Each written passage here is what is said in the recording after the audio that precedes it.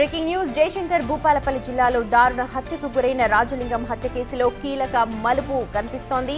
హత్యలో A8 గా ఉన్న బీఆర్ఎస్ నేత హరిబాబు హైకోర్టుని ఆశ్రయించారు. తనను అరెస్ట్ చేయకుండా ముందస్తు బెయిల్ కోరుతూ హైకోర్టులో పిటిషన్ దాఖలు చేశారు. రాజలింగం హత్య కేసులో A8 గా ఉన్నాడు. మరోవైపు భూపాలపల్లి పోలీస్ స్టేషన్లో 10 మందిపై కేసు నమోదు కాగా ఇప్పటికే 8 మందిని కూడా అరెస్ట్ చేశారు.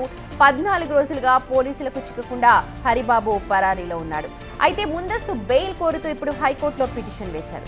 ఈ నెల 10న విచారణ వాయిదా వేసి జరిగింది. 14 రోజులుగా హరిబాబును పట్టుకోవడంలో పోలీసులు విఫలమైనట్టుగా తెలుస్తోంది. ఇటు పోలీసుల తీరుపై రాజలింగం కుటుంబ సభ్యులు కూడా అనుమానాలు వ్యక్తం చేస్తున్నారు.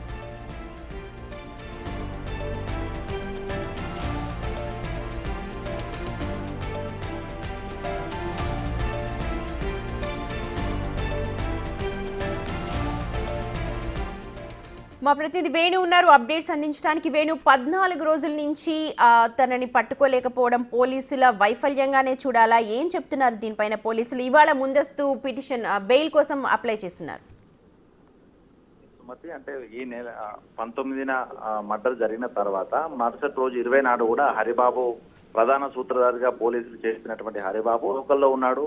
అందులోనూ డిపార్ట్మెంట్ చెందినటువంటి ఒక వ్యక్తికి సంబంధించిన ఫంక్షన్ కూడా అటెండ్ అయ్యాడు. ఆ తర్వాత నుంచి అబ్స్కాండింగ్ లో ఉన్నాడు. అయితే దాదాపు ఇవాటికి 15 రోజులు కావస్తుంది. అయినా కూడా పోలీసులు హరిబాబు కీలక సూత్రధారి, తాను మర్డర్ చేసే ముందు తాను ఓకే అంటేనే నిందితులంతా కూడా రాజలింగం హత్య చేశారు. ఆ తర్వాత తాను కోర్టు ఖర్చుల కోసం మిగతా కేసు సంబంధించి కొంత అమౌంట్ హరిబాబు ఇవ్వడానికి వచ్చిన సమయం లోపల వాళ్ళు ఆ డబ్బుల కోసం రాగానే నిందితులను అరెస్ట్ చేశామంటూ కూడా స్వయాన భూపాలపల్లి ఎస్పీ కూడా మీడియా సమావేశంలో ప్రకటించారు. అయితే అప్పటి నుంచి హరిబాబు పోలీసులకు చిక్కకపోవడం, తాను తన టవర్ లొకేషన్ కావచ్చు మిగతా టెక్నికల్ డేటా ఆధారంగా చేసుకుని కూడా దాదాపు 2 వారాలు గడిచినా కూడా హరిబాబు దొరకకపోవడంతో 2 రోజుల క్రితమే రాజలింగం భార్య సరళ తీవ్ర ఆరోపణలు చేసింది. అసలు హరిబాబు బీఆర్ఎస్ నేత, అదేవిధంగా మాజీ ఎమ్మెల్యే గండ్ర వెంకటరమణారెడ్డికి ప్రధాన అనుచరుడు. సో హరిబాబు ఇందులో ఇన్వాల్వ్ అయి ఉన్నాడు, తానే కీలక సూత్రాన్ని పోలీసులు చెప్తున్నాడంటే దీని వెనుక గండ్ర వెంకటరమణారెడ్డి ఉంటాడు, తన వెనుక పార్టీ అధిష్టానం కేటీఆర్ కూడా ఉండొచ్చు అనేటువంటి అనుమానాలు వ్యక్తం చేసింది. ఇప్పుడు ఆ అనుమానాలు కూడా కొంత బలం చేకూరినట్లు కనిపిస్తుంది. ఎందుకంటే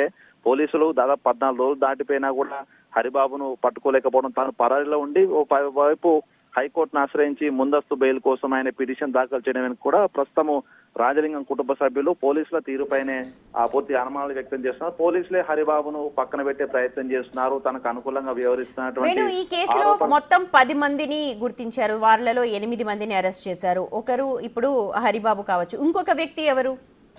అంటే రేణుకుంట్ల కుటుంబానికి రాజలింగం మధ్య ల్యాండ్ గొడవ అని చెప్పిన వ్యక్తులు రేణుకుంట్ల కుటుంబానికి సంబంధించిన 5గురు, తన బంధువులకు సంబంధించి మరో 4. వీళ్ళంతా కూడా వీళ్ళ దగ్గరి బంధువులు. వీళ్ళంతా కలిసే హత్య ప్లాన్ చేశారు. అయితే దీని అంతా వెనుక నడిపించింది హరిబాబు అంటూ చెప్పారు పోలీసులు. సో అంటే హరిబాబుతో పాటుగా కూడా మరొక వ్యక్తి రేణుకుంట్ల కొమరేకి సంబంధించిన కుటుంబానికి దగ్గరి బంధువైనటువంటి అనిల్ మినహా మిగతా ప్రస్తుతం 8 మంది పోలీసుల రిమాండ్ లో ఉన్నారు. మొన్న 1వ తేదీన మరో 2 అరెస్ట్ చేశారు. మొదటగా 6 అరెస్ట్ చేయగా మార్చి 1 నాడు మరో 2 అరెస్ట్ చేశారు. ఇప్పటికి 8 మంది అయితే జైల్లో ఉన్నారు. కానీ ఈ రోజున హరిబాబు అనూహ్యంగా ముందస్తు బెయిల్ కోసం వెళ్లడం, పోలీసులు ఎందుకు దాన్ని పట్టుకోలేకపోతున్నారనే వర్షనే తీవ్ర చర్చనీయాంశం అయితే.